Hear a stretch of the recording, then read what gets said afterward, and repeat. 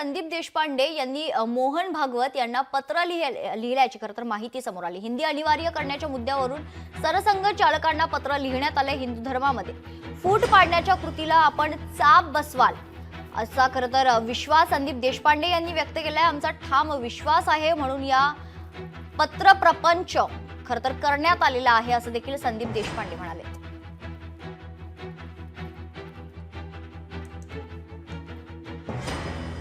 ज्या पद्धतीने सरकार हिंदी भाषेची सक्ती करून हिंदू समाजात फूट पाडण्याचे काम करत आहे, त्यामुळे हिंदू समाज हा एकत्र येण्याची विखुरण्याची शक्यता अधिक आहे। राष्ट्रीय स्वयंसेवक संघाला एक वैचारिक अधिष्ठान आहे आणि विचारांच्या आधारावर उभी झालेली ही संघटना आहे, म्हणूनच हे सगळं सांगण्याचं धाडस करीत आहे। हिंदू धर्मामध्ये फूट पाडण्याच्या कृतीला आपण चाप बसवाल असा आमचा ठाम विश्वास आहे, म्हणून हा पत्र प्रपंच। जर आपण वेळ दिली तर प्रत्यक्ष भेटून आपल्या समोर भावना व्यक्त करायला नक्की आवडेल। लोकशाही मराठी ऐका, पहा, जागरूक रहा।